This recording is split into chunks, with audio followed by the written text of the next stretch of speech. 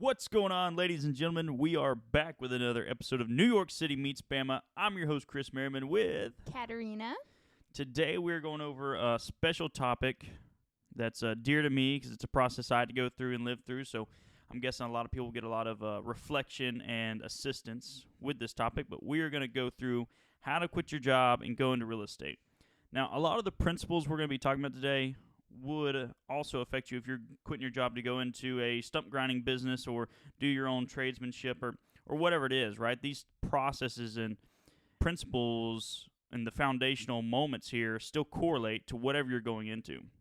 So whether it's going into real estate or going into something else, the process to quit your job is daunting and it weighs on you emotionally pretty heavy. So that's what we're going to dive into today with some pretty strong action steps towards the real estate industry.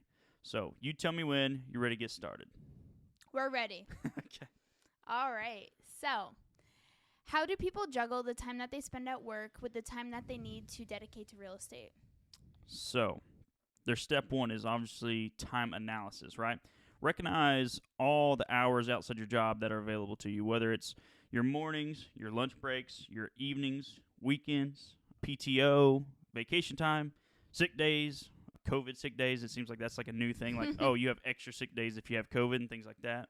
And a lot of these new strains of COVID you can still function with. So analyze all of your time available to you and start to structure it out, right? Like you're going to have to get pretty diligent with your time, and you're going to have to take some extra steps to make sure you're not wasting your time on Facebook. I've got a lot of friends that whenever they were transitioning from their job to real estate, that they would be going and cleaning their Airbnb on their lunch break, right? They'd have a sandwich in one hand and a broom in the other, like getting to it. So you got to really be dedicated with this, because while you're in the transition from going from your job to self-employed or a business owner like this, you are working long hours. There's no way around it if you're going to be able to leave that job in an effective amount of time. And that's sort of your next piece, is to identify what time frame you want to get all this accomplished in, right? And what type of budgeting is your current lifestyle with? Like, are you expelling too much money on the weekends, drinking away your paycheck? Are you having too many steak dinners with the wife? Like, does everybody need to have a come to Jesus moment and work through this and say, hey, we need X so many funds so I can be able to do this. That way, at some point, we can do this every day if we'd like to, right? That's one of the harder conversations to have with your family or whoever you're living with at the moment. Yeah. So what if they tell you, I already have such a busy lifestyle, I can't do that? Yeah, so everybody's got the same 24 hours in a day. Like, Obama still got up and ran each morning before running the country. Even though he might not be your favorite president, still just goes to show you that everybody's got time. We all have the same amount of time. Your busyness is coming from an internal self-reflection where you're not utilizing your time efficiently, or you don't have the knowledge yet to use your time functionally, right? So you're probably missing a piece of knowledge, not more time. Yeah. There's 24 hours in a day. Depends on how you use it all. That's it. All right. So what goals for starting real estate do you recommend for beginners, since we all know there's different paths that they can take? What goals? So I believe in a theory of starting with your goal in mind and working your way backwards, right? So and your goal will change as time goes on, right? You get bigger and bigger goals, and they evolutionize and change as your lifestyle does, and you want different things. Like, you get to experience something, realize, well, that wasn't as awesome as I thought it was. Now I want this, right? Things of that nature. So establish your goal. Your goal is established by the objective and the time frame you're going to complete that objective in, right?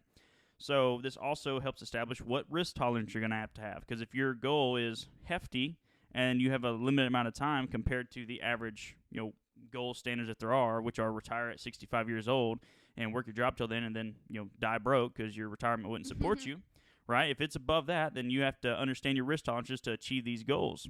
So if your goal is to quit your job or have financial freedom or build a nice retirement, right? You could just be like, I want to stay at my job for the next 10 years because I've got a really cushy job and have a good retirement whenever I get out. I just need to acquire some rental properties, things like that, right? So establish what your goal is going to look like and what type of aggression level and risk tolerance is going to be needed for that. The next piece that goes with that is establishing your why. Your why is what's going to drive you forward whenever you get uncomfortable or you're running low on sleep or everything seems to have no end, because it's going to happen inside this process, right? Like, you are going to have to work harder than you ever have before and be more uncomfortable than you have into the past, because that's what this process is. Most of it's an emotional learning curve because you're having to do something new that you have been used to. Like, and your why has to be so strong. Like, it can't just be some basic reason of what you're going for. It needs to be something that means so much to you that you would die for it, because it has to drive you in that mechanism. Like, is it your baby girl back home, your spouse, to leave a legacy, to be that person inside your family that breaks the chain and changes the trajectory of your family forever, right? Like, some people was the first person to go to college in their family, things of that nature. Like, it meant something grave to them. Or because you feel like you were given more in this life and you should do something with it, or you feel like you were given less and you've got a bone to pick with the world. Either way, it has to be something that you can lean on in your worst times, because that's whenever you're going to need it the most. We need something that whenever you look at it and see it on your phone screen, that this is your why, whether it's your family or a quote that you have to put on there to wake up, right? That is what you lean on in your worst times. It's what will get you out of bed. It'll motivate you to keep going whenever things get tough. Most people give up. That's why they fail. There's no other reason for it. If they never stopped, they wouldn't have failed. So that is why they don't achieve what they want. So when those thoughts of quitting start running through your mind, your why has to be a stronger driver for you to make you keep pushing through it. Humans are emotional creatures. So that's what drives us, right? So we don't even have the ability to change our emotions. So, like, people say that they're going to a therapist to change their emotional state towards something, but really all we can do as humans is replace emotions. That's all we have the functionality to do. So you're spending all this time and money to fix or stop an emotion, and you can't. There's no way around it. But you do have to change your mindset around an emotion, or your mindset or perspective on that moment in your life, or whatever it is that you're correlated to that, right? And that's hard to do. That's hard to understand that, oh my gosh, every time you think about this thing, you get anxiety from it. But really, you have to reframe your mindset towards that instance in your life and say, hey, this isn't that big of a deal. Here's reality. Here's what I would lose in this matter of it. So now whenever you think about it, you're able to think about the long-term growth or whatever's going to come. Push it more towards your why side than the pain of it, because that's all you're able to do. You can't just say, oh, I no longer have anxiety. That's gone now. No, you replace that emotion with something else. So that's the process of it. I'd like to give you something, I guess, more in depth, more personal. I'm laying in bed, and I'm supposed to get up and go run that morning before work, right? I'm laying there, my eyes open, having an argument in my head whether or not I should get up and go do it. It's my first day back from a trip. It's a Monday. I'm not feeling it, but I want to be physically fit. I want to live a long time. That's not a good enough motivator for me to get up and go. It just wasn't, right? That wasn't actually my why. That was just good stereotypical reasons for me to say, hey, let's go do something productive. But that why didn't serve me. And what will get me out of bed is knowing that if I don't get up, then there's no way that I can help someone else change their life, their body, make them live longer, give them more time and freedom with their family, or help them have the ability to look in the mirror and say, hey, I'm proud of what I look like today, and it's because of the things that I had to do to get here, right? So because I can't help someone do that, that's what will motivate me to get up. That's what I need to see on a whiteboard whenever I lean up out of bed in the morning and say, hey, you fat, get up and go do this because you have a goal and you've got people to serve. And that's what will motivate me. So a lot of times people's whys won't be their self. It'll be your family. It'll be something you're trying to achieve for the next generation, for your kids, things of that nature. So if you're an angry kid with something to prove, use it. If your boss makes you feel unworthy and he drives the nicest car, use it. If you took the easier route in life and the clock's ticking, use it. If you see your kids going down the same path as you and you want to pave or charter a new path for them, use it. Like, it has to be such a strong emotion tied to it that you will not stop. If someone is congruent to their why, they'll go farther than the person who has all the knowledge and no purpose. That congruency is everything. And that's why you hear people, and a lot of times whenever I used to learn and listen to these motivational speakers, I was like, yeah, get past this part, because I didn't understand what purpose it served until I was going through these pain points and was ready to quit. That is why they nail it so hard, because if you quit, you fail. It's immediate, and the why is all that will stop you from doing that. So that's I hope that gives everybody a deep enough understanding of why this is such an important part to stop and meditate on and think of what will actually get you up out of bed, what will make you keep going. And you need to put it. It needs to be your screensaver on your phone, whether it's a quote, a picture of family, a picture of the house that you want, whatever it is that will make you remember that emotion, anchor yourself to it. Like literally have a whiteboard, and so as soon as your eyes open up, you see it. Or have the quotes playing right up there on your alarm clock as they're going off. Like have it in front of you all the time to get you up and get you going. Yeah, some of the best Olympic athletes actually have like quotes on sticky notes in their bathrooms or like wherever they think they're going to see it the most. Everywhere. Yeah, so the most successful people definitely do that. Yeah, because everybody thinks that, oh, these successful people don't have these thoughts anymore. They don't have these lingering feelings to quit and give up and things like that. David Goggin doesn't feel that. No, you're wrong. He just overpowers it. He will replace that emotion so fast with something that's congruent to his why that he doesn't even feel it anymore. Right. So that's the whole concept behind putting these sticky notes on the mirror. Put it on your screensaver, right? Put it on a whiteboard that every time you walk past it, you see it. So, like, you're sitting at work and you're like, oh, man, I'm tired. I'm going to scroll on Facebook. And you click open your screensaver, and it's your kids there that are living the same lifestyle you did that probably won't make it to college, and it's because of your actions. So that's what will drive you to keep moving forward. So that's the process behind it. It's important. Yeah. So everyone's scenario isn't the same. How do people know what to do next? So with any business, I would say that opening an LLC is an important piece. Like, I think it's functional, I think it's easy, and I think it's a step that should be taken to open a business. The problem is some people will open an LLC and then stop right there. That's because that was the only part that, pretty much they just had to spend money and do it. So don't let the LLC be a catastrophic failure point for you or a stopping point. It is your starting point. To set up an LLC, you can obviously go to LegalZoom. That's like one of your cheapest options. You can go to an attorney to have one set up. It'll be a little more expensive than LegalZoom. Or you can go to a registered agent. And registered agents, you can typically do this online as well, pretty much as easy as a process as LegalZoom, except for they normally give you a little better walkthrough and understanding of the process. So I use Northwestern registered agents for a lot of my LLCs now. The reason for it is whenever you're using a registered agent, in most states that allow them, that you can actually eliminate your name from the Secretary of State, which means if someone looks up my LLC, they'll see my registered agent, but they won't see my name. But I am the owner and the controller of my LLC, and you're like, why is that important, Chris? Well, particularly if you're in real estate, if you only made that one action at the beginning of your real estate career, then that eliminates it from people being able to track down your assets so easily. So someone can search your LLC name, but they can't link the mailing addresses to all your properties. So a good attorney, that's just one more deterring point. So say if you put 3 properties in 123 LLC that's got a registered agent, then those properties are there. The attorney can see you own 3 properties. And this is in the case that someone's trying to sue you or looking at your assets, diving into what you have. Then you've got 124 LLC. It has 3 assets in it through this registered agent.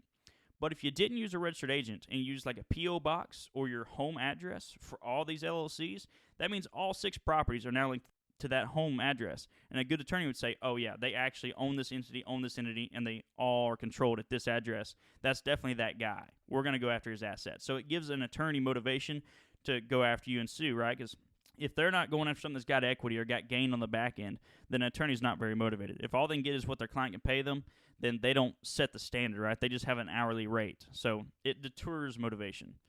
Baseline, that's what I would do. Set up an LLC, utilize a registered agent to do so, just trying to eliminate your name off the books.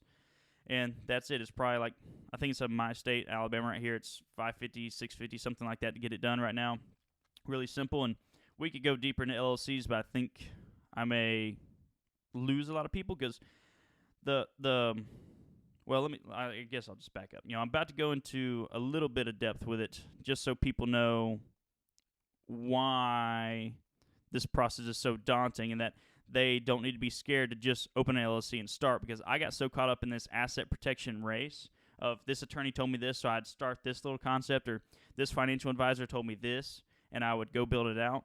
And it was all useless, right? So I may say a lot of big words, and this would probably be a good time to take out a pen and paper if you're that type of person and want to do a deeper dive on this stuff, because I'm going to skim the surfaces really, and I'm the type of person that would have to go back and search it. And I'll be throwing out a lot of key terms for the rest of this, so for you to look into as well. I'm not an attorney. I'm not a CPA, not a financial advisor, not an insurance broker. None of those fancy titles that gives me the right to talk about any of this stuff, I guess. I am just a real estate investor who's had a lot of education through my experiences. So that's what we're going to talk about today. So avoid the big LLC asset protection schemes of buying LLCs with holding companies or trust structures or all this crazy stuff at the moment, because they're really just three mechanisms, right? They call it asset protection, but really they're doing anonymity protocols, which anonymity is the process of trying to make yourself invisible. Same way of just utilizing that registered agent and keeping your name off the Secretary of State.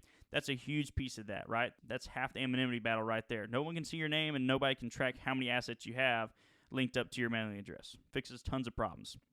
The next one is charging order protections. Charging order protections is the point of saying, hey, I've got a creditor coming after me. They're suing my LLC, and I don't want them to be able to take all my assets. So all they can do now is put a charging order against me, which means if that LLC or I personally within that LLC make money, then I have to pay that creditor that money. So as long as you never take a salary from the LLC, you can't get hit with that, right? So and that's their next concept, to structure that out. And they use it by different states and things like that. The next thing is to stop reverse piercing, which would be the number one goal of an LLC. Reverse piercing means that someone broke the corporate veil. Well, a LLC stands for Limited Liability Corporation. So the point of that is to limit your liability and separate you personally from it. And that is amazing. So people don't understand the strength of just a simple LLC. The problem with a simple LLC is that the attorneys made the system, and the system is made to be broken, because if not, they wouldn't make any money. And with LLCs, they can reverse pierce it if they see that you have utilized this LLC as an alter ego. So if you bought a candy bar at the grocery store, or bought groceries on that card, or video games for your kid, or your wife was out and she needed to have it for something that was non-business related that one time that y'all were in a pinch, an attorney can utilize those transactions to pierce the LLC and go after you personally. So now your personal home, your personal cars, your personal yacht, whatever it is that you've acquired working your butt off to get, now that's pierceable. And that's the case with 90% of business owners. So most likely you're pierceable, or you're going to end up to this boat What with do you mean 90% by of people. pierceable? Pierceable meaning that if they can pierce the corporate veil, it means now they got access to your personal assets. So say if your LLC is buying real estate over here, it owns 5 properties, but you live in a multi-million-dollar home. Well, now they can go through those 5 properties that LLC owns from attacking you from whatever litigation or something, and then pierce through that and go to your multi-million-dollar home too. So now they're going after all your assets that you've accumulated. Just because you made one mistake. Because you made one mistake, right? So how do you prevent that? The simplest way to prevent that is just start with an LLC and don't stress it. So you're going to start with one LLC. You're going to do your best to manage it correctly, right? Try not to spend grocery bills out of it. Pay yourself out of a check out of it. Or you can set yourself as a W-2 employee into the future. And be okay with this structure in that you might be pierceable until you got about $500,000 in equity. Because after that, for that point, it doesn't make any difference, right? Like, oh, you got sued. Well, you're going to get sued either way, and now you've got no assets to take, so what are they going after, right? As long as, now this is talking if you don't have a multi-million-dollar home, right? If you're renting a condo still right now, then why worry about anything? You don't have anything to take. Like, don't stress it. But now if you acquire real estate and then you've got $500,000 in equity, we'll start staging this up, right? We'll start putting LLCs in place and putting holding companies in place and trust in place and things like that as we step up how much you have to lose. Yeah, so you're probably vulnerable. Don't stress it. And if we could take human error out of the equation, a simple LLC is a super strong asset protection device because it has a limited liability shield. But because we involve human error in it, we're probably like the other 90% of small business owners that if we were to get sued, we'd be pierceable. And that's just a part of it because that's how the system was designed. You have an opportunity to be perfect and do all these things right. It's just unlikely. So don't stress it. Start your LLC. Start doing business. Once you acquire assets, just recognize it's like, hey, I now have something worth taking. Let's step back. Let's talk to an attorney. Let's talk to my CPA. Because if you're CPA and you don't understand how to work this thing and the attorney set it up for you, most likely you'll do it wrong and be pierceable again. So if you don't understand it, don't do it. You're not serving the purpose that you think you are. Have an understanding of what's supposed to happen, how the money's supposed to move, then do it. What resources should they use to figure this out, to understand it? So each state has different rules and laws and things like that. So you have to go to somebody inside your state once you actually get to build this out. But Lee Phillips was a great contact of learning these trust LLC structures. He was excellent just to understand how an LLC works. But you have to go state by state on what to do. But simply put, there are a lot of trainers out here with good advice. But if you can't have a deep understanding of it, like you need a coach or a mentor at this point to functionally use it, or a full team. You need your CP on board, your bookkeeper knowing how to operate it, your whole team that's doing your admin stuff knows it. So what if we aren't going to hire a team and we want to learn it ourselves and hire a coach? What would we look up on Google? Like, what would the terms be to find someone like that? Asset protection, LLC structures, or holding companies, series LLCs. These are just random key terms I'm throwing out for you to have an understanding of what's out there, because you've got bridge trusts that go and like take you into other countries and things like that, so you could move your assets offshore and crazy stuff like that, right? This keeps going because attorneys need to make money, so they throw out these fear tactics to you, do all this crazy stuff, and then sell you on this big idea that is probably useless if you or your team can't manage it properly. So the first step is for them to figure out their LLC and all that? Yeah, first step. First step is just basic understandings of how to move money in and out of the LLC. So you get the LLC, you set it up, you talk to a CPA, you talk to an attorney, be like, how do I functionally use this? Oh, yeah, see, that was a mistake. You shouldn't have used the money that way. Or the next deeper understanding is understanding the operating agreement within the LLC, because the operating agreement is the next point of pierceability for an LLC. See, the operating agreement is like your bylaws of your LLC. You do these certain things, and that shows, hey, you use the LLC as a company and abided by these bylaws. But if an attorney comes in and says, hey, look, you broke the bylaws of your LLC, the operating agreement, you were using this as an alter ego. You weren't following the rules. It was really just you doing the thing. He'd say, Chris was just acting like Chris, but he has an LLC. It's pierced right there. And whenever you normally like print out an LLC, even from these registered agents, most attorneys, they give you this like 5 or 6 page operating agreement. And that operating agreement is pretty much useless. It's really just a small classification of your actual state's operating agreement. So they give you this 5-page thing. It covers virtually nothing, but your state that you're in has its own 200 to 300 page probably operating agreement that now you're like, oh, well, if you don't have it listed inside your operating agreement, you go by the state's operating agreement. So, which if you have no functional operating agreement, you're highly pierceable, right? Because you had no rules to abide by. And you're like, oh, and you weren't abiding by the state's rules either because you didn't know them, right? They have a 300-page operating agreement. So that's the next layer of pierceability. So step 1, learn how to manage money. Create a system in place where you functionally rotate money, pay yourself out of it, and don't buy groceries with it and things like that. Step 2, learn to understand the operating agreement. If you've made it this far, you're already in the 1 percentile. If you understand these 2 mechanisms of asset protection, you have saved yourself so much grief into the future and probably are protected just like that.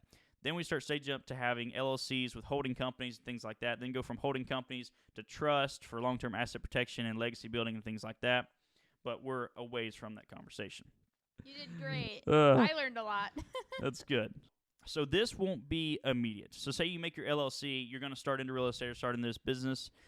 You probably don't need this until you're about to get your first client or going to buy your first house, right? So in our industry, it would be getting your first assets. So if you're going to buy your first flip property, then you probably need some form of general liability insurance. But it doesn't have to be the same day you make your LLC, right? Because this is a whole other expense. Wait till you're about to make some money and get the insurance set up. And you have to make sure that your insurance company or broker understands your business. So if you're getting insurance, you're like, haha, I have insurance. But what does it cover? You weren't even in business yet, so what's actually covered within it? So it can be the same way that your insurance policy is so broad that whenever you actually have an incident, they're like, yeah, that wasn't actually covered. We didn't know you were doing that. You didn't tell us, right? So start business, get these set up. You're going to go general liability insurance. Then you're going to get a commercial umbrella policy and a personal umbrella policy. Umbrella policies are structured so they take up all the excess, right? So like say your general liability is a $1 million or $2 million policy. It covers so much. Then your commercial umbrella policy would cover everything on your LLC side or your business side in excess of that, the things that went wrong, right? So, and it protects a lot of different areas. So like, an employee has a wreck in one of the company trucks and you're getting sued because you're the guy that has the money. Well, that umbrella policy would then kick in if it exceeded the general liability or wasn't properly covered in the general liability and things of that nature. And with the personal umbrella policy, you have a wreck in your personal car and you have a multi-million-dollar house and that person sues you, right? They're going to go after your assets. Well, you may have some amount of liability on your house. Whether that will cover in that instance, I don't know. But the umbrella policy, the personal umbrella policy will cover it. So that's the purpose of that. Or you have kids that are minors. They have a wreck. Remember, the scenario of getting sued, whoever's got the money is who's getting sued. So your kid had the wreck, but you're responsible. You're the one getting sued. Personal umbrella policy will cover that. And then you've got just property insurance, right? Property insurance, you want to make sure that it's properly insured and covered, meaning that if this property is a standard rental, that's what your insurance company needs to know so they can properly cover it and insure it. If it's an Airbnb, they need to know that so they can properly insure it, or they may not even cover that. So you're like, oh, I had an incident at my Airbnb property. They're like, yeah, we didn't insure you for that. That's now your problem, right? And again, all this stuff is like scary things, but really it's just the functional mechanism to make this all streamlined is have intellectual conversations with your insurance broker. And if they have not had this conversation before with another investor, like they have never issued an umbrella policy for an investor, I would start to steer clear. If they just said, oh yeah, we'll pump you out a policy real fast, and then they didn't ask you anything about your business, I would steer clear. But if they're like, we need more information, and maybe to go out to lunch, or you come to the office, we're going to schedule an hour consultation, now you're getting closer. Now you're getting to the person that's actually going to get you covered. And you need to be ready to explain all the in-depth pieces of your business, like down to subcontractors, people working on the jobs. What if someone brings their kid on a job site and I didn't know about it? Like things like go in depth with it, because that's the person you want to talk to that's willing to take time out of their day and go through it with you. Because the next biggest lawsuit out there is people saying, or lawsuits between you and your insurance broker. So people are like, I have insurance. And the insurance company goes, yeah, no, we didn't agree to cover that. So that's the next biggest lawsuit, because you're like, I was supposed to be covered. And they're like, yeah, we're not getting involved with this because we didn't know what was going on. And that comes to the next piece. Ask the insurance broker, do you do a yearly audit on this? And make sure that you update any assets, vehicles, employees, things of that nature whenever that yearly audit comes from, because what will happen is your new assets acquired throughout the year will be grandfathered in. But whenever they do the audit, if you don't update them of these new assets and employees and things of the business, they're not covered anymore. So if you do a bad job on your audit, you're paying for nothing, because that's what would end up happening during a litigation case or something like that. So just things to be aware of, and these are also, I'm going into phases with you, right? So like we're talking about get the LLC. Okay, we're about to buy a property. Let's get general liability. Oh yeah, the property needs insurance. Well, it's going to be a long-term hold. Let's get that type of insurance on it. Okay, well now I've got enough assets. I've got $50,000 in equity. I may want some form of umbrella policy. Okay, that's expensive. Maybe on my third property, I'll get an umbrella policy to help cover me, right? These are phases that we go through. And even with the umbrella policy, I'd probably get that around $200,000 in equity. Maybe just depends on the speed that you're going. I say that because I'm like, most people can do that in 6 months or a year based on how fast they want to go. Or if it's taking you a long time, just analyze your situation. And are you renting a condo, or are you living in a multi-million-dollar house, or what's your scenario? What is vulnerable at this moment? So that's what you base these protections on, is your vulnerability, what people have access to. So it's not something that you should get fearful of, because I wanted all my asset protection stuff so tight in the beginning, and then I never understood the reason it wasn't working or wasn't effective, and all the money I was spending and the losses I acquired were useless, was because I didn't know how to functionally use the money. It was human error involved. All this stuff is phenomenal on paper, right up until human error gets involved, and then it's useless because you make mistakes and void out what's available to you. So that's my take on that. That's my pieces. I just wanted to go through that with everybody to make sure they at least have that base understanding, because that would have saved me a lot of grief and time knowing all that early in. Yeah. As well, that's your starting point of the business side, the fancy attorney side, getting that legalities out of the way. That's the boring stuff. Now we're going to go into how to acquire properties, right? Because that's the next step. You want to look at properties, things of that nature, and know what's possible out there. So I want you to just have an idea of what strategies may be available to you, right? Because everybody's circumstances are different starting out. So all these strategies are doable, but how much work do you have to do with your current lifestyle and things to be able to accomplish these strategies? So I'm about to throw out, once again, a lot of key terms. We will brush over as much as we can so we don't get down into the mud with it all. But I would have a pen and paper ready, because if somebody would have took the time to lay this stuff out for me in the beginning, it would have saved me so much time and money and effort searching for these answers, right? Because it was just chaos. It was a map of stuff, and I didn't know where the ends were. Like, when did I have all the information? Who did I need to keep buying? And all these gurus and stuff out here keep changing the names. Like, one day it's wholesaling, the next day it's astro flipping, and all this different stuff. It's all the same thing on the back end, right? So I was getting caught into this whirlwind of getting sold on different products and things of that nature. So let's dive into this a little bit. The first one that I'm going to talk about it's referred to, the methodology, if you're going to search it and learn it, is called house hacking. It's where you utilize an FHA loan or your primary home loan to purchase a property. And then you purchase something that's up to a quadplex because it still counts as a residential dwelling. And you live inside one of the units because that's required by the loan. You rent out the other 3. And that allows you to pay for your mortgage and hopefully make some excess income, right? That's the concept. Arbitrage. This is typically referred to as Airbnb arbitrage, but there's other methodologies. Arbitrage means someone else has an asset, and you are going to do a master lease on it and sublease it out in some model that makes more money. So say they're leasing it to you for $1,000. You're going to sublease it as an Airbnb property, listed on Airbnb, and then make $3,000 a month, right? So you get the spread. Or you're going to master lease for $1,000, then you're going to rent it out bedroom by bedroom for a shared housing model, and you'll make $2,500 a month or $3,000, whatever it is, based on the structure of the property. So you're pretty much taking someone else's asset, agreeing with them that you're going to sublease it, and you're running a business out of it at that point to make more income. So next ideology or term that you're going to hear is creative finance. This encompasses a lot, everything from owner financing, executory contracts, lease options, subject tos, options. Did I say novations? Nope. Novations. Yeah, that's most of it there. And that's a big piece of creative finance. Creative finance is structured to help you creatively acquire properties. So traditionally, you're going to buy it with some sort of cash or financing, private lender, bank financing, things of that nature. And creative financing gives you the opportunity to work with the seller. You and the seller become, not partners, but you learn how to work together, and you make the terms together as a team that suits everybody. So you may not have to come out cash. They're like, hey, this house is really in rough shape and I can't sell it, but I would sell it to you nothing down or $2,000 down and $500 a month while you rehab it or whatever it is, right? So now you're using creative techniques to work with the seller and you as the buyer to make something work on an asset for you to get the outcome you need and they get the outcome they need. That's creative finance in the general scope. Wholesaling. Oh, yeah, I'm guessing if you've looked up real estate investing, you have heard wholesaling. Wholesaling is the process of getting a property under contract to buy and then assigning the rights to that contract to an end buyer who actually has the cash to close and things of that nature. I don't do a ton of wholesales now. I did start out doing wholesales, and it's a good process to do. It teaches you a lot about the real estate industry. It's got less risk comparative to some of these other strategies that we'll go into.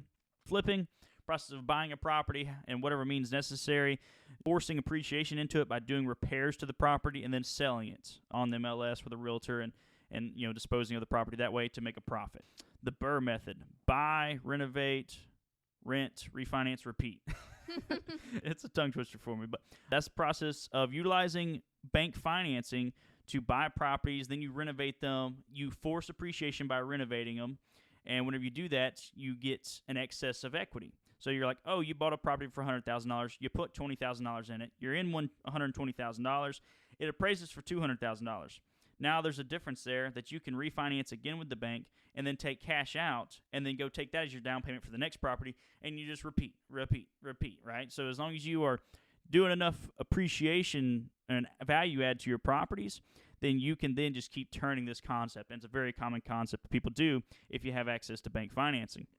Options are probably too deep to dive into, but it's the option just simply means the option to purchase real estate. That's the simplest way. You can sign a piece of paper with someone that says, I have an option to buy this asset in 2 years for so-and-so price. And that's literally how it works, but except for you can get really crazy with all the terms inside these options.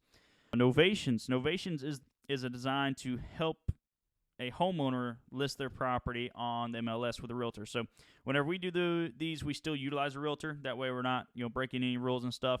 And inside the world of realtors, I think this is referred to as a net listing, where you're sort of telling the seller, you're going to make this exact dollar amount, and I'm going to make the overage. Well, that's what investors do with a novation. You say, hey, you're going to make this $100,000, and if it sells for $130,000, I collect the overage, right? Your realtor gets paid, you get paid the excess.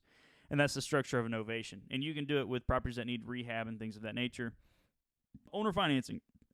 Owner financing is the process of one of the creative strategies to work with the seller and let them be the bank for you. So you don't come out of pocket except for what you and they agree on. So if they say, I want $5,000 down and $500 a month, that's it.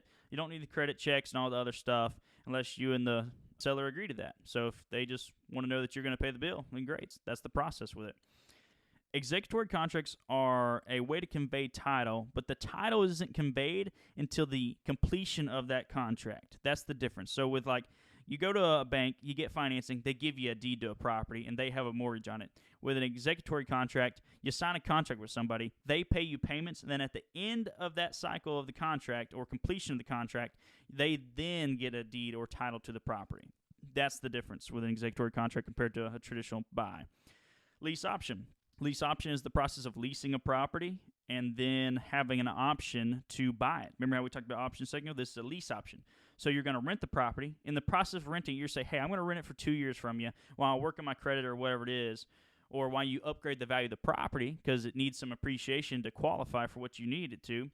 And then you execute the option to buy it in so many years. And then if you don't, they can evict you or whatever because you signed a lease. So, and you're not forced to go through on the option. You can say, oh, yeah, my option expired. That's the end of it. Whatever the deal happens, it happens. Subject twos. Subject two deals, and if you've seen Pace Moyer or any of those guys, right, you know what a subject two is, and that's pretty common right now going around. But a subject two deal is where you're taking title or deed to a property.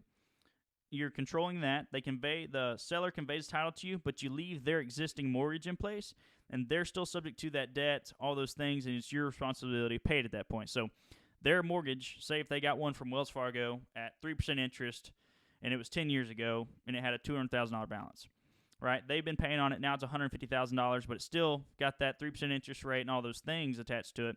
And you say, hey, I'll pay you $10,000 cash, but I want to take your mortgage for the next 2 years, and then I'll refinance it later. And you can make that agreement with them that, hey, I'm going to leave your mortgage in place. You're still subject to the debt, but I'm going to make the payments. That way you don't have to. You'll get this green cash. You can go do what you need to do. And then at the end of that 2 years, you refinance it or sell the property, or you say, I'm going to hold it for the whole term of your loan, right? It's your agreements with them. And there's a lot of ways that this can actually benefit a seller. Like you can do some things to help them get into their next house, help them with credit repair during this process and things, because it gives you typically a lower barrier of entry on cost, right? Because instead of us coming out of pocket $150,000, we came out of pocket $10,000 and left their balance in place when we just took the deed. So because of that, we now have more excess funds to help them with their life, get them moved to somewhere else, get their credit fixed, work on their lifestyle, help them get therapy if they need it, or if they've got drug issues, whatever it is, we can then assist them in some mechanism if they'll continue to work with us, right? And that's something that we try to do a lot. So those are a ton of options. I hope you were taking some notes and at least wrote this stuff down. That way you can do a deeper search on them. I just wanted to give you an overview. That way you know what's accessible to you. And, I hope this saves you a lot of time hunting all these theories and just lets you dig into what you want, because a lot of people are like, niche down into something immediately. Well, it's hard to niche down into something whenever you're still searching for what all is out there. You don't know if that's what you geek out over yet or if that's what you love doing. So back to your goals and back to your why. If your goal is to make as much cash flow as your salary and then quit your job, you should probably look at opportunities to increase cash flow with a property, like taking assets and doing things like shared housing, Airbnb, corporate housing, insurance stays. Again, these are key terms I'm throwing out for you. But simply put, shared housing is rent by the room, where you take a house and then upcharge and then rent each room out individually, and everybody shares a bathroom or shares a kitchen type of thing.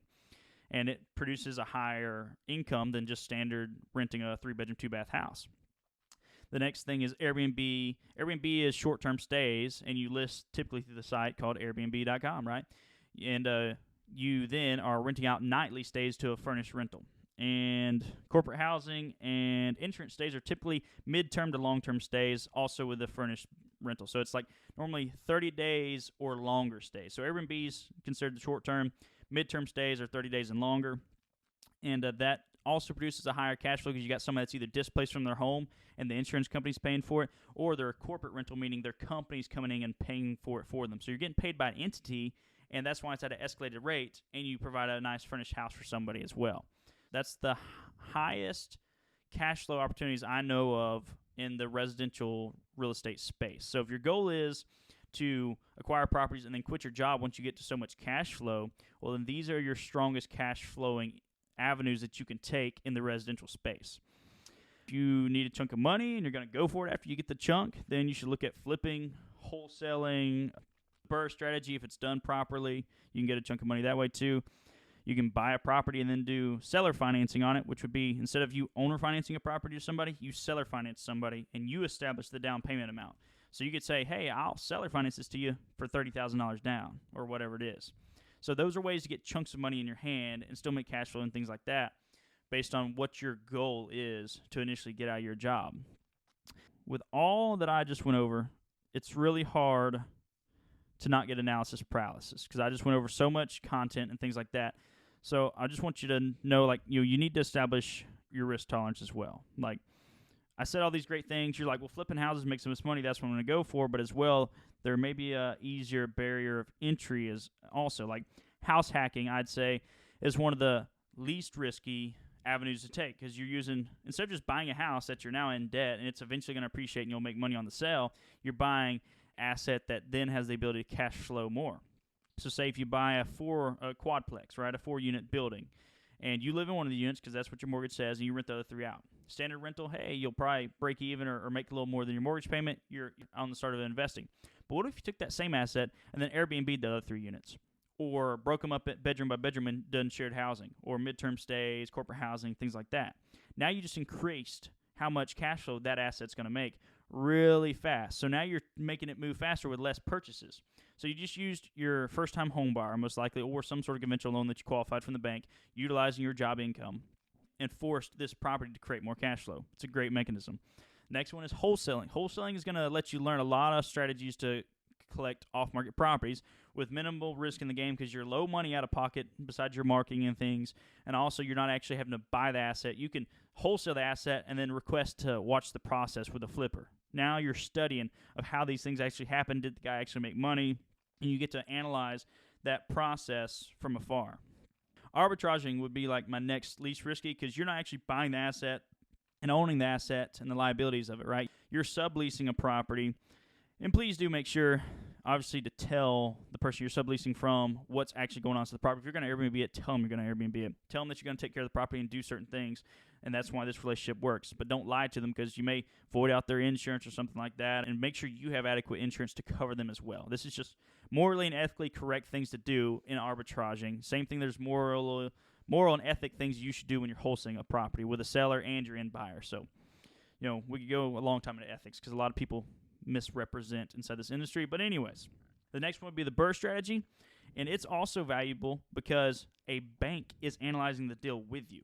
So if the property doesn't appraise, you don't get to play, which makes it now safer because you're getting a second set of eyes. And it's not just a realtor who wants a commission because you haven't really worked with them yet and they want you to buy the property. So they're like, it'll sell for $250,000, but really it only sell for $175,000. But they wanted you to buy it so they could list it because if it goes south, they're still going to make their commission. Like, it's not so rough on them, right? So make sure that looking at those are the 4. If I'd say you're like new and you're worried about it, those are the least risky ones to dive into and where most people I'd say you need to start at. And then watch other people, find mentors, and start analyzing and digging deeper into these other strategies while you're doing these to get your start and get the ball rolling, as long as they serve your end goal. All right. That is the starting steps of understanding all these things. Don't get analysis paralysis. I gave you a breakdown of 4 to analyze. House hacking, it'll take you 2 days of research. You'll be so engulfed with it, you'll understand every aspect of it.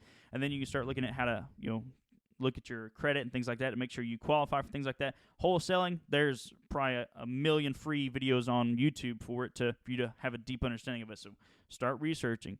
Burr strategy, tons of teachers, tons of free content on that as well. Very simple. Arbitrage, also pretty simple.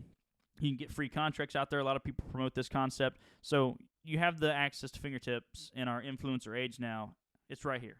You just got to utilize it. So those are 4. If you're scared to death, start there. Start learning those and see which one you like the best and start with them. Yeah. Well, there you go, Chris. How do you identify which market to start in? Which market to start in? So really you only have 2 options. Like, we can start that breakdown. So you got investing in your backyard or investing virtually. So investing in your backyard means, it is what it is, right? Like, you either need to invest in areas that you would be willing to live in or that the cash flow supports. That's the super simple version. I'm about to break it down deeper, as you could imagine, but that's the simple version. It's your backyard or virtual, meaning somewhere that you probably aren't traveling to. You may not be going to look at all the assets and things of that nature yet. Because if you're doing one of these easier strategies we're talking about, you don't have to have as much involvement, right? Wholesaling, you may not ever need to see the property to wholesale it, and a lot of things with once you get scaled out, flipping and whatnot is the same way. So we'll go virtual. Start there because the virtual breakdown then leads into the same way you'll analyze the properties in your backyard. So start with virtual. Start with the big picture. So you're going to look at stats, trends, things like population growth, crime rates, job growth, size of colleges, and quality of schools, right? That, like, all that stuff really impacts an area and a market. And if they don't have those indicators and you're looking at the stat, like, hey, this year, and then the trend, right? So if somebody's got an area's got a declining population growth, you should be weary of that area, right? And if job growth is going with it, that's a problem. So, and these are simple Google searches. You see the population going up and job growth going up, crime rates dropping or maintaining, good school ratings, an increase in students or stable student population at the colleges, you likely have a market worth digging into. And as well, I normally would say, as a easy rule of thumb, try to target cities with 100,000 people or more. The data gets a little wonky sometimes when you get less than that, and there can be more volatility because there's less people.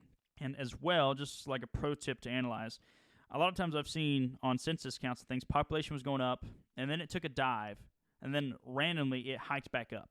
And it's like, what happened in this area? So you can look at different jobs coming in. If the city made a move to make it, improve the city. But a lot of times what happens is you have a city limits, and then they take that city limits and they expand it into an area that had a lot of vacant properties and was really cheap and beat up and was like the war zone or ghettos. Now they encompass that and they increase their population growth. So the stat looks good, but in reality, they just encompassed a dirty area of the city. Now you may have the opportunity of an improvement, an opportunity zone or an expanding market now that the city's actually going to take a hold of this and they have plans to fix this problem. So you may have an opportunity or you may have a declining market with bad leadership that you should steer away from. That's it. That's the difference of it. The next step we're going to go to is the same steps that you would utilize to break down properties in your backyard, but these stats will give you the indication of which markets you want to target overall. It gives you quick studies. And we're going to go in depth. We're going to go a little deeper on this, and really without seeing this breakdown on a piece of paper, I'm going to be saying a lot of words, and hopefully you can stay with me, but each one of these topics, I'd say we're going to take a piece of paper and write down left to right on them because there's a lot of data that goes into this. So let's start basic and just visualize with me. We're going to break down your market into little macro markets, and you're going to have multiple zones. So zone 1 would be the core area of your market, right? Probably around where the city limits ends before the suburbs. So the city limits ends right here and before the suburbs start, and where most of your population is going to be. Zone 2 would be like your suburban areas. It's a bigger tier, like it just boom, blows up, right? And those little communities outside the city, likely where rental regulations start loosening up and there's less inventory available to purchase, things of that nature. And there's less inventory on the market, right? So you had a core area with a bunch of recently sold properties and things of that nature, then a second area that's a little bigger, more suburban area, less restrictions, and less inventory available to buy. Zone 3 is more like your boony areas, like you're just out too far from the city. For most people don't like it. There's fewer houses available. The houses that are available stay on the market longer. They've got longer days on market and things like that. People who are living here, maybe they're still commuting to the city, or they might be going to another city because their commute's probably 45 minutes to an hour and 15 minutes away from the city, right? So we're talking some distance now around your city. And that's the simplest starting point to see this, right? So your Tier 1 market guys are probably working and living and having their nightlife in that city. Tier 2, same thing. They may be living on the outskirts, but they're commuting to that city for work and nightlife. Tier 3, now you get options. They're maybe going to this city. Maybe they don't go to the city because they're a little wonky or whatever it is. Or maybe they're driving to another city because there's another city about an hour away too. So most of our breakdown here is going to be inside of our Zone 1 and Zone 2 markets. Zone 3 gets out there. There's not hardly enough data to analyze things and make heads or tails of it unless there's an encroaching city, and we'll dive into that too. Your next step would be to break this down into micro markets. So we're going to find the hottest areas, hottest neighborhoods, and you're going to need a new set of data, right? So we started out with the full market view of getting data off Google, like just doing Google searches to get us our baseline to start understanding these things. And the next step is you're going to need local data. And local data comes best locally, meaning get it from local realtors, local brokers, local public figures in the community. It takes a little deeper research. So you have decided, hey, this market has enough metrics that I'm going to dive into it deeper and see what's going on because I want to actually invest here, is why you're starting to do this deeper dive. And you're going to need to collect a lot of data. So the first piece of data that we're going to get, now we got our piece of paper here. You understand the tiers. We got a piece of paper. The first piece of data you're going to want is the number of listings that are on the market right now. So the amount of homes that are available for purchase. Like if you were to pull up Zillow, but really the data is coming from the MLS. So if you were to pull up the MLS, there's 200 homes available for sale right now within this city. And then the number of homes sold per month. So let's say that's 50. And then we can create, so we got number of homes on the market, number of homes sold per month. Now we can create our calculated inventory longevity. And what that big word means is that we're calculating how many months of inventory we have. So if you got 200 houses available and 50 houses per month sell, we've got 4 months worth of inventory, right? Because it would take 4 months of 50 houses selling to eat up all the inventory. That gives us an understanding of what's available on the market, right? So if you got 200 homes available and 100 are selling, well, then that means there's only 6 days worth of inventory. Things are going pretty smooth, right? Like houses are selling now. So now you're getting to where you want to be at because you want 30 days, 60 days as we start pushing things if we're in a buyer's market versus a seller's market, or at least in this area. So that's our first step, right? And we take those two pieces to equal our inventory piece. And then you want the median price sold in the city. Now, we're going to do 2 breakdowns. We're going to get all this data I'm referring to for the city, right? The city limits of that area. And what we're going to do with that is that's going to be our safety net. Like we base everything off the city overall because the city will get averages for. And then we'll break down every single zip code inside that market after that point. So if you've got 9 zip codes, you want these same metrics for all of them to see how, comparative to the city, is this particular zip code taking longer to sell compared to the city? Well, that may become dangerous, right? Things of that nature. So now we're going to break it down. So now we're going median price sold in the city. Now we want the median price sold in the zip code. This helps you tell the quality of the neighborhoods in a zip code. If they're higher end, lower end, or they're close to the median of the city. So let's say the median price point in your city is $250,000. It's $250,000. But then you get to a market and it's $100,000. That's what its median came to be. Well, that's a lower end area of that city then. That overall zip code is lesser than compared to. Or you get there and the median was 250 of your city, but now this particular zip code has a median of 350,000. Well, now this area particularly is a higher end community, right? So it helps you start to break this down and figure out where your war zones are and where your rental communities are versus where your high-end homes and your engineers and things live, right? It helps you break this down into a piece. And if that's your median sales price is $250,000, that helps you identify your first-time and second-time home buyers because that's who's there into the city for the most part. That's who's helping create that median. And I also say, as just a safety metric, try to stay around or below the median of the city on purchase price. So say if it's $250,000, I would always attempt that my property ARVs, my after repair values, or my appraisal values would be $250,000 or less. The idea behind that is a safety marker because that means that's where the biggest buyer pool is. You'll see that those typically have less days on market unless they're a war zone or something. That's why you want the days on market per area because if you got houses that price at $100,000 but they have 90 and 120 days on market, well, we've got a problem. It's not a desired area, even though it's cheap. Right? So that's what gives us the idea or ability to market that. But the median is a safety marker saying if you buy a house that's $350,000 and then the market changes, well, now your buyer pool that was there just shrunk again, right? Or if interest rates climb up, that buyer pool shrinks faster because you have a median, which means 90% of your buyers or 80 or some metric of a higher quantity can buy around $250,000 and lower. So it's a safety marker. The next thing you want is sold to cash buyers. The way you may have to say this to your realtor to help collect that data is cash transactions. This will show you where most of the investor activity is in your city. And that's going to be important for wholesalers and flippers because if you're a wholesaler, you need cash buyers. Well, you want to find properties where cash buyers want to be, right? Because you're going to wholesale it to a cash buyer. So for your flippers, though, you want to be careful of where there's a ton of cash buyers at because if you're flipping where a lot of other flipping activities going on, all it takes is 1 or 2 flippers to have a bad week or month or whatever, and they sell a property cheap because they need cash. Well, that cheap property is now a comp to your property because you were into the same neighborhood as them. So if they sold that, and now your price goes down because they had to sell cheap. and you didn't do anything, but you were around all these cash buyers. So try to be where all the finance transactions are in these nicer neighborhoods with good days on market and things of that nature.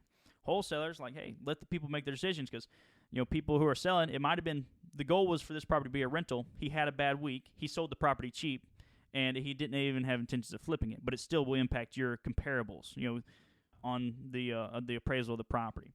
So the next piece obviously would be sold to finance buyers. You want to be able to separate that and understand these. And your realtor can collect all this data from the MLS. If they can't, get you another one, because it is accessible. They just got to click the right buttons and understand their own system.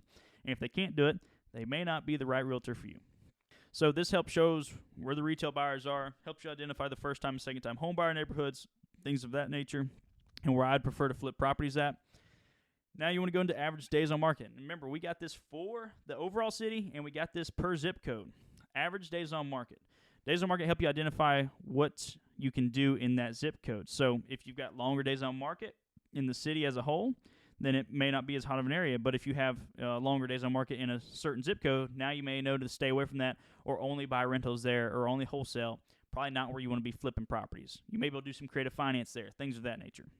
Yeah, that's the base of days on market. They help you establish what types of strategies are available to you there, and helps you give an indication, because if the city's selling in 30 days and that one's selling in 90 days, there's something going on that's not proper. Be aware.